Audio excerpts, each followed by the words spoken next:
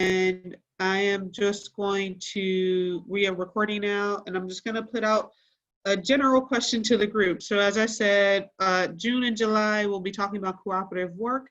We're linking up with U.S. Federation of Worker Co-ops. We're very excited about that. And so to prepare, we'd like to hear from you about any questions you have about cooperative work that we can pass along, any experiences, any challenges. So this is just a general share storytelling, if you like. What do you have? What are your thoughts about cooperative work, or what would you like to learn for the remainder of June and for the whole of July?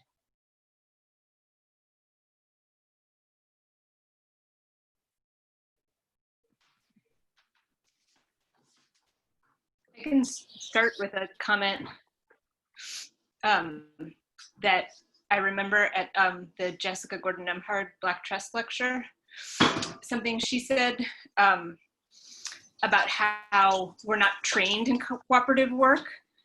Even if you think about school in like testing and just like individual measurements of success, that it's actually not like so hard to imagine a different way that you could grow up and, you know, from early on be exposed to like what the tools are. So I thought about that a lot when it seems really hard to work in a group, like at work or something, and people get frustrated. Just that it kind of makes sense if it's frustrating if you don't actually like haven't learned the tools, and there are all these tools, and you know, just the same way you could learn to like take tests well or something. So I thought that was a really interesting thing to think about, how that could be part of growing up, you know, and what that would look like.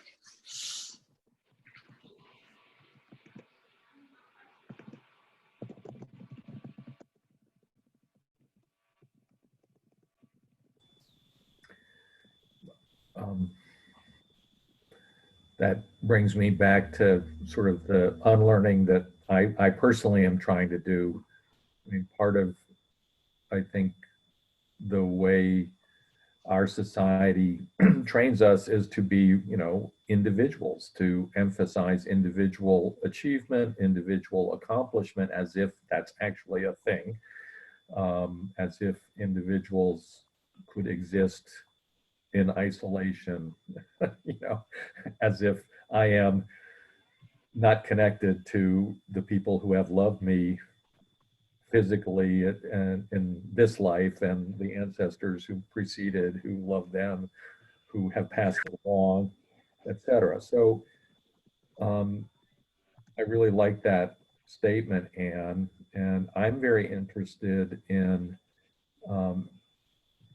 how actual co-ops, you know, one of the ones that I've been promoting to Nia is Place Taylor, which is a design and construction firm that is building 21st century green, state-of-the-art, energy efficient buildings. You know, I want to hear from people that are doing it about all the rubs against all the structure that encourages non-cooperation but competition. How do you know, how does that work? What are the core essentials? I think we intuitively might know some, but you know, that's my big question. How does a co-op compete in a competitive society? I'm a worker owner in a cooperative named Agaric. We do web development, and one of the really exciting cooperative projects we have right now is working with the Free Software Foundation to build an online learning platform that includes video chat and Canvas learning management software.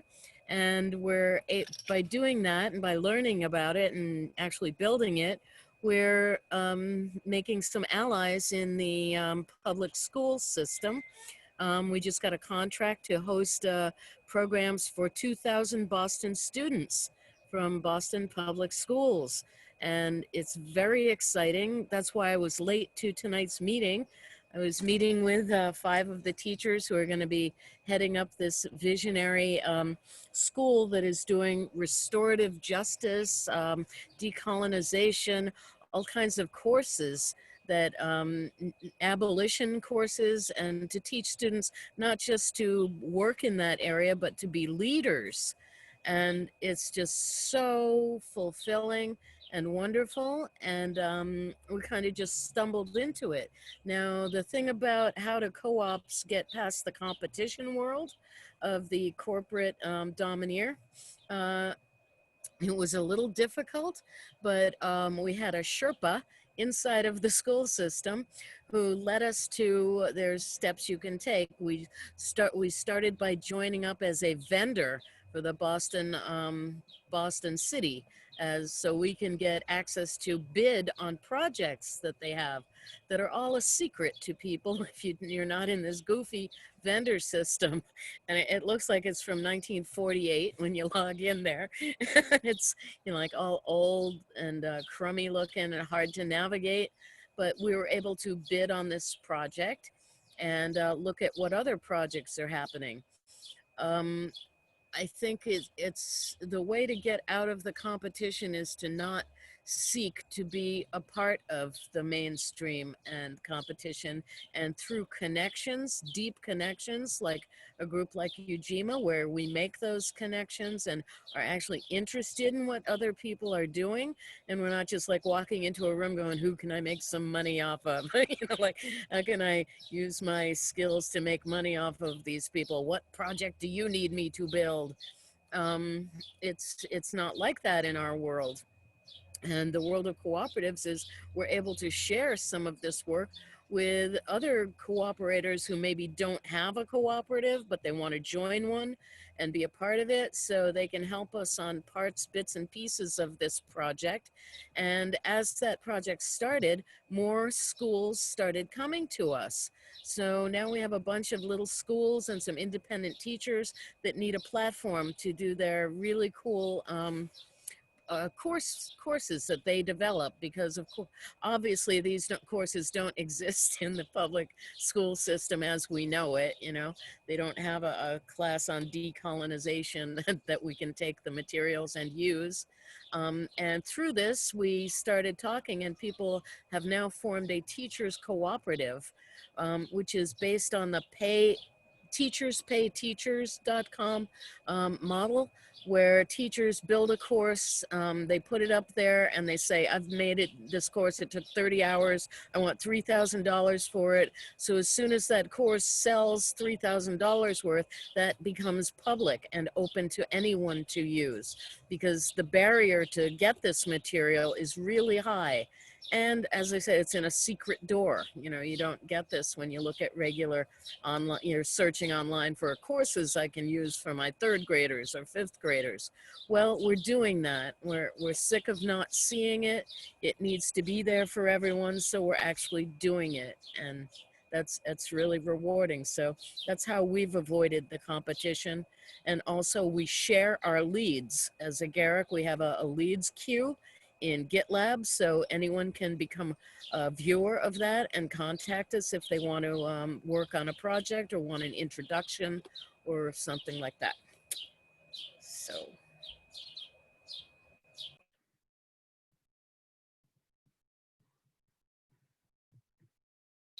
Oh, one more thing. I'm not going to let go of my ribs because they're sitting here waiting for me to eat. so that's one thing I'm not letting go of. I'm going to turn my camera off. Thank you. Thank you, Micky. I did have a question, and maybe I know the answer, but I was just wondering, what is the enemy of cooperation? Is it just competition, or like what are we dealing with here? Capitalism. Okay. So something else kind of in response to that, and thinking about Anne's comment earlier about how it can just be hard to work with other people sometimes, like on that individual level. It also makes me think about the enemy of cooperation sometimes just being actually not having a shared goal or vision in mind. and that getting in the way of like that just causing all kinds of other conflicts if people don't realize that they're actually not working towards the same thing. Yeah, I agree. And Alexis just said apathy, and we were thinking about like, or just like lack of accountability and just kind of like not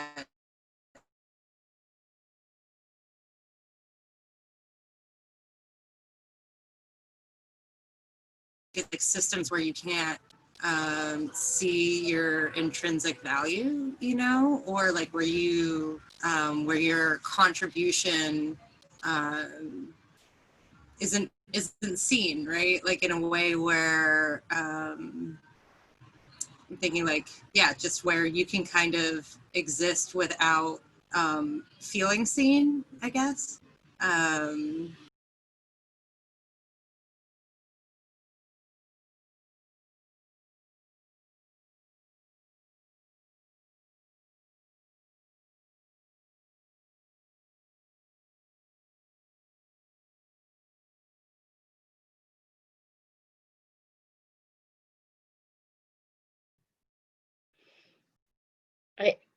I guess a comment, because it just seems like a really, really, really hard thing.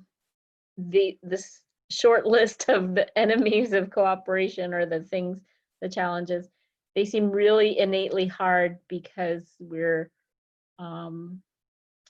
talking about people, individuals, as well as collective, not only norms and practices and systems, but like just even, well, actually that's enough. That's huge right there. But just looking at, you know, individual people changing, yeah, it seems very hard.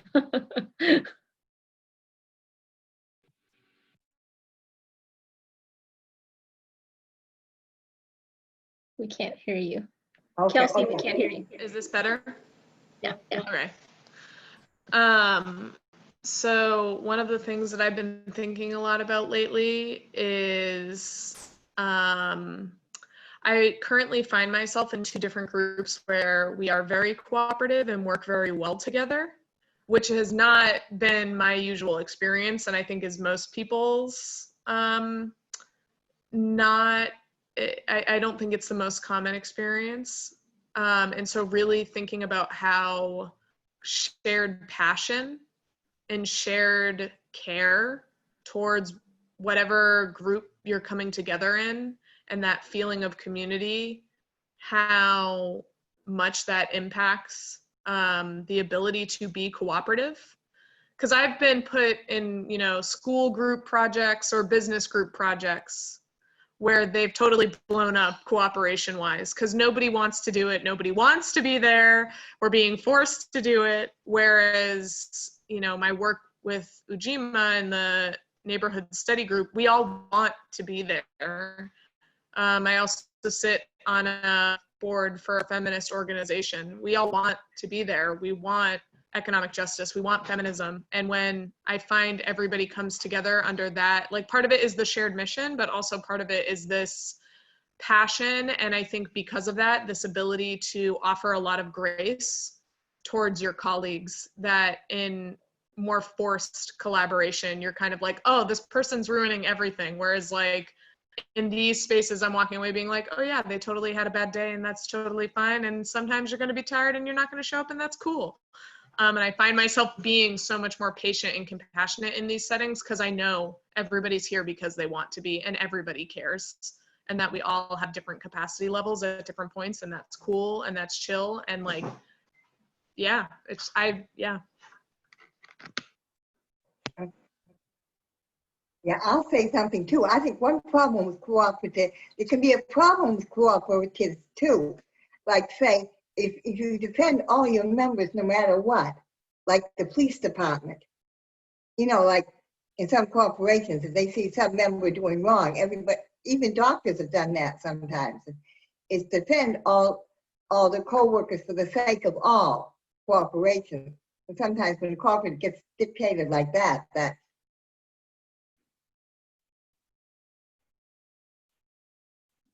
where the preacher can't talk against each other. Interesting. And thank you, Miriam. And actually, interesting thought and question, Louise, for sure. I did have a question, and I was actually thinking about you, Miriam, and thinking about you, Micky, but this also is for anybody. And I was just thinking about Miriam and Micky because I know professionally they work in co-ops, but this makes me think of your comment, Kelsey. I wanted to ask for those of you who regularly work or regularly do cooperative work, I was curious about just thinking about Anne's comment about what we grow up learning and skill sets that we do and don't have. I'm curious to hear your thoughts about skill sets that you've acquired and working cooperatively that might have been different from what we could presume we kind of all have. So I'm interested in that. And then just want to say, Miriam has put into the chat, sustainable growth in co-ops. One thing I would like to discover about cooperatives is the notion that once a co-op reaches a certain size, we've made it.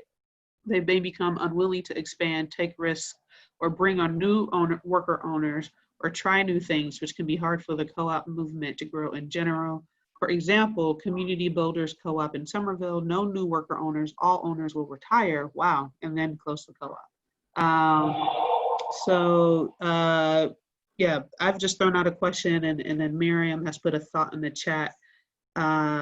And of course, no one's obligated to answer my question, but yeah, I guess that's one thing that I'm wondering about, if anyone has any questions or any answers to that. Kelsey kind of already provided an answer, but anybody think they have any kind of skill sets that they've acquired that they can kind of directly attribute to working cooperatively?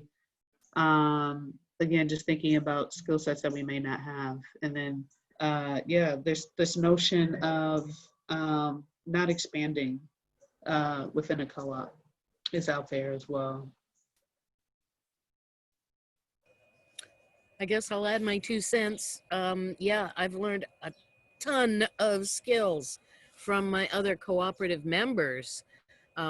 Before this, before I joined the cooperative, I knew a little bit about programming. I knew a little bit about free software, and I knew a little bit about cooperatives. But just working alongside of someone who has skills is incredible. We do a thing called pair programming and co-working, where we work together with one or usually one, or one or two other members of the co-op to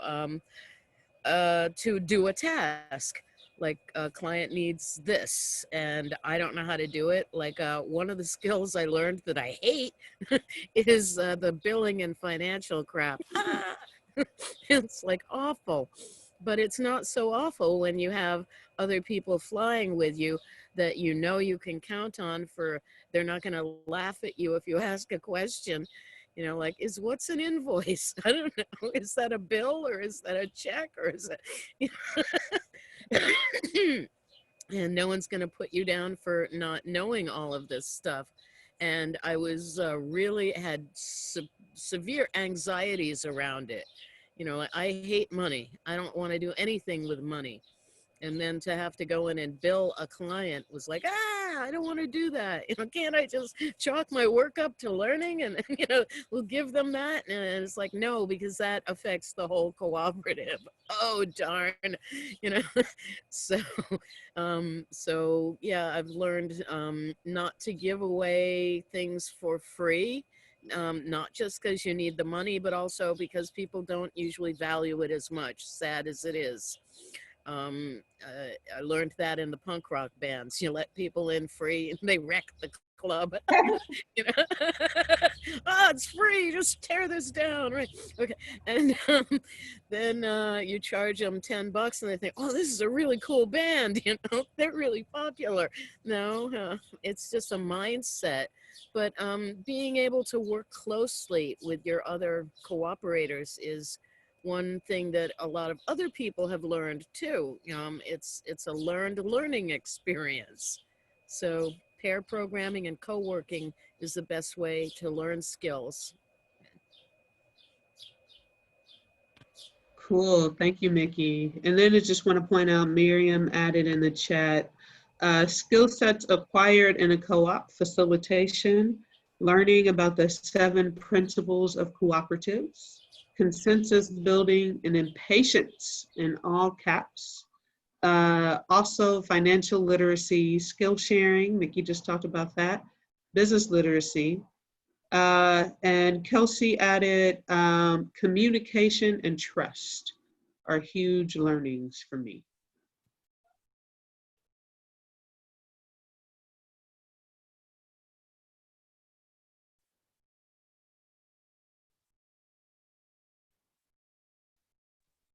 We've gotten the chat to move closer to, we have a question, to move closer to an economically cooperative society, what are the strategic efforts or strategies that are needed? I think if Esteban were here, he would love this question. He would probably be like bouncing up and down. What has been tried?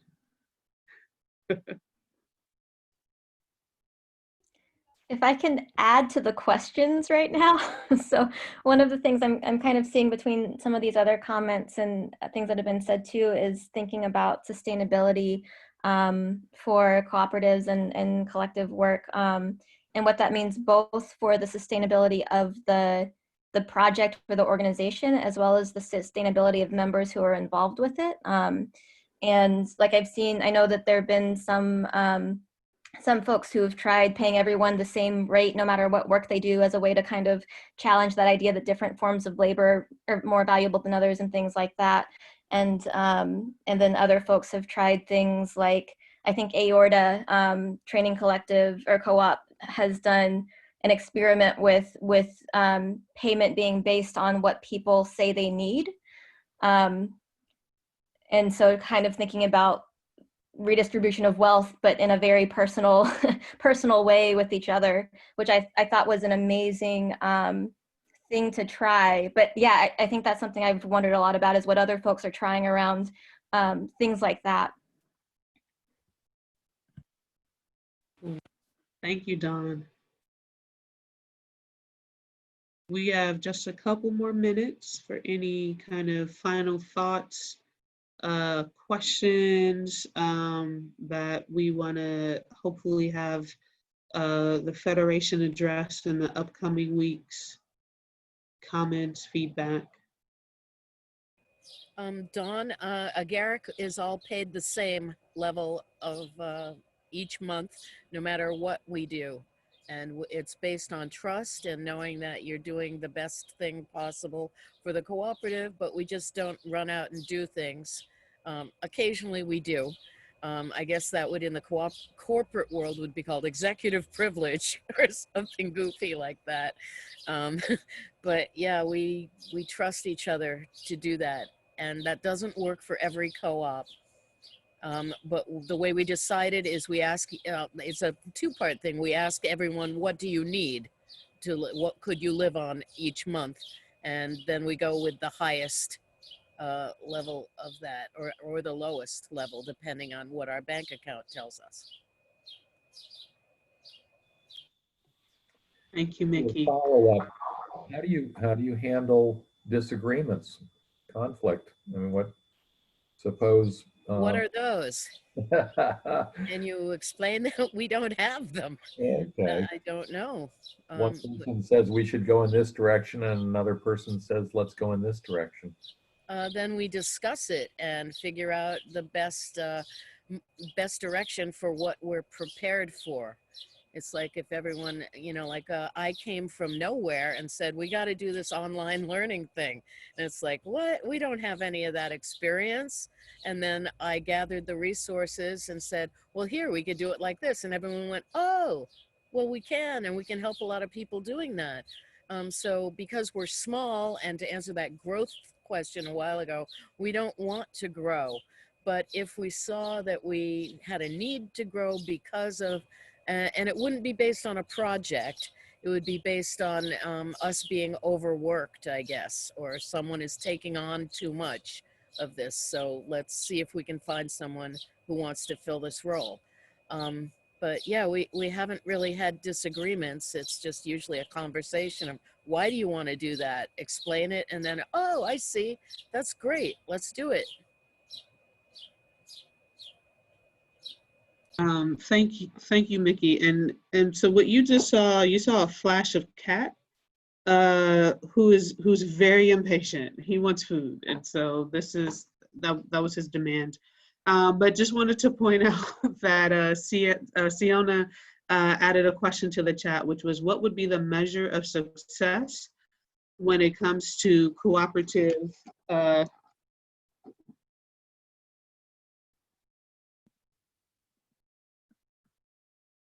economic society? Can you all still hear me? Okay, great. So he's getting rambunctious. So I think it's time to close out this portion of the meeting. John just put in happiness / well-being quotient, and I think this was a bit of a response to Siona's question. But this was fantastic. Thank you all. So this is a wonderful start. So I will pass along questions, comments, feedback to Esteban at the Federation.